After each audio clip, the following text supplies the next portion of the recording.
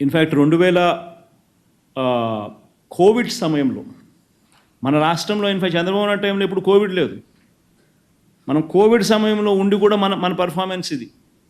Covid సమయంలో ఉన్నప్పటికీ కూడా మనం చంద్రబాబు నాయుడు గారి హయాంలో కన్నా మన హయాంలో ఇంకా తక్కువ డెట్స్ తీసుకున్నాం.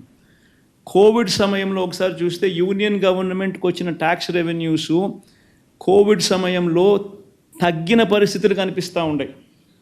2019, 2020 చూస్తే కోవిడ్ సమయంలో -3.38% growth rate gross tax revenues collections.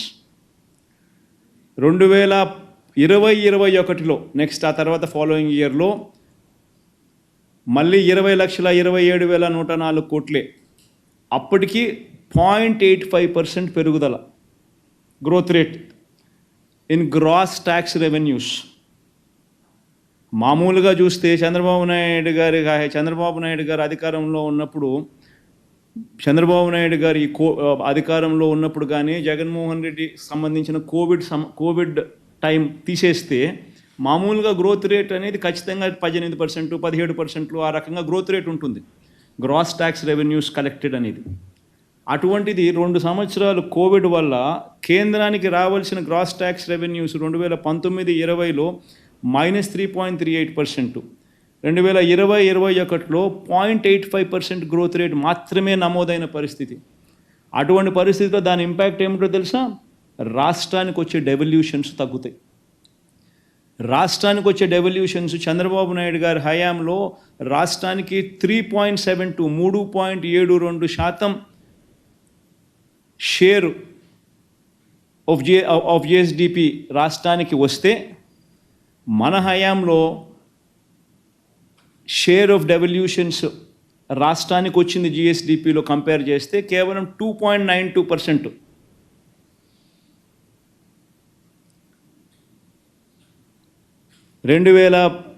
ఇది జిఎస్డిపినా జీడిపినా?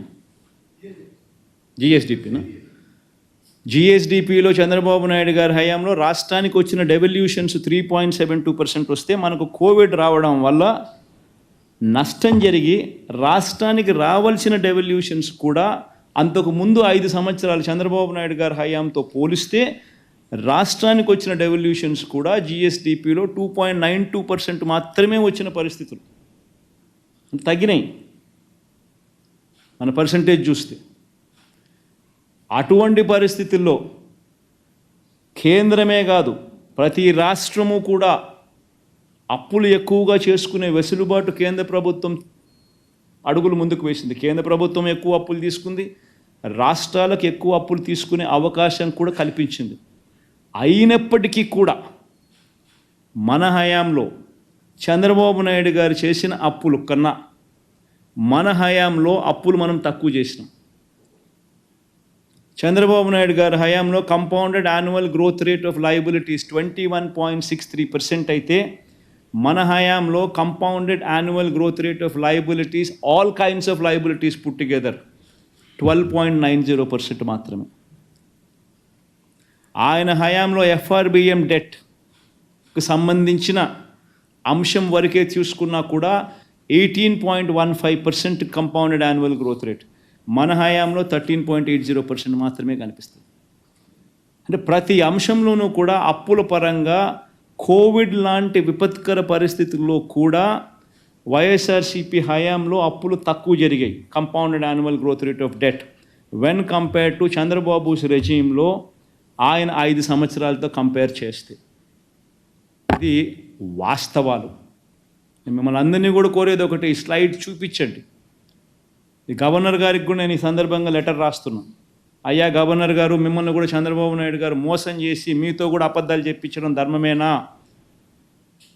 మీరు కూడా వాస్తవాలు తెలుసుకోకుండా ఈ మాదిరిగా అసెంబ్లీలో ప్రసంగించడం న్యాయమేనా అని కూడా గవర్నర్ గారిని కూడా లెటర్ రాస్తూ ఉన్నాం. గవర్నర్ గారికి వాస్తవాలన్నీ కూడా క్రోడీకరించి ఆధారాలతో సహా పెడుతూ గవర్నర్ గారికి కూడా లేఖ రాసి చంద్రబాబు నాయుడు గారి ప్రభుత్వాన్ని, ఆర్థిక శాఖను తిట్టమని చెప్పి, మందలించమని చెప్పి, గవర్నర్ గారిని ఈ రకంగా రైడ్కి తీసుకొని పోవడం, గవర్నర్ గారి చేత కూడా ఈ మాదిరిగా అబద్ధాలు ప్రచారం చేయించడం కరెక్ట్ పద్ధతి కాదు అని చెప్పి గవర్నర్ గారికి కూడా లెటర్ రాస్తున్నాం ఇవన్నీ వాస్తవాలు పెట్టి.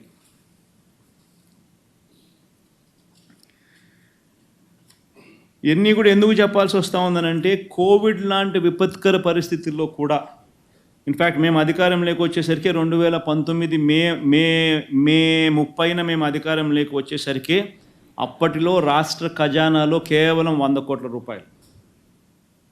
ఈనాడు మే 30, 2013 రాసిన స్టోరీ ఇది. ఖజానాలో ఉన్నవి కేవలం 100 కోట్లే. ఈ నెల ప్రభుత్వానికి అవసరమైంది 5,000 కోట్లు. ఓవర్ డ్రాఫ్ట్ సాయంతోనే జీతాలు, పెన్షన్లు, సామాజిక పెన్షన్లకు 1,200 కోట్లు అవసరం. ఎలా రాష్ట్రం అతలాకుతలం రాష్ట్రం అని చెప్పి రాసిన ఈనాడు.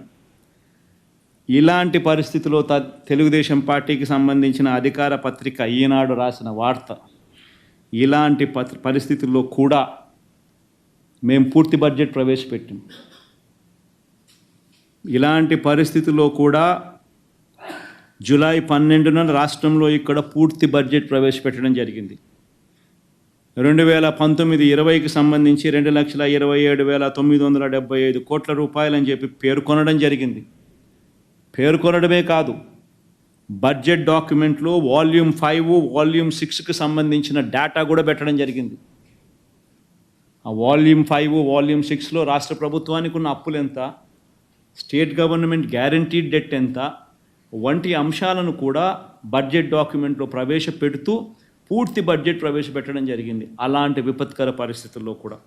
అంతేకాదు, ప్రవేశపెట్టడమే కాదు, ప్రజలకు చెప్పిన ప్రతి పథకము కూడా, మేనిఫెస్టోలో చెప్పిన ప్రతి హామీని కూడా మొట్టమొదటిసారిగా ఏ నెలలో ఏ పథకం ఇస్తాము అని చెప్పి క్యాలెండర్ ఇచ్చి క్రమం తప్పకుండా 2,71,000 కోట్ల రూపాయలు డీబీటీ ద్వారా ప్రతి అర్హుడికి కులం చూడకుండా, మతం చూడకుండా, రాజకీయాలు చూడకుండా, పార్టీలు చూడకుండా, మరొకసారి చెప్తాను, పార్టీలు చూడకుండా డోర్ డెలివరీ చేశాం. మాకు ఓటు వేయని వారికి కూడా ఇంటికి వెళ్ళి తలుపు తట్టి మరీ డోర్ డెలివరీ చేశాం. ఏ నెల ఏ పథకం ఇస్తున్నామో ముందే చెప్పి బటన్ నొక్కి మరి చంద్రబాబు నాయుడు ఏం చేస్తూ ఉన్నాడు? ఆయన చేసేది ధర్మమేనా? ఆయన చేసేది న్యాయమేనా?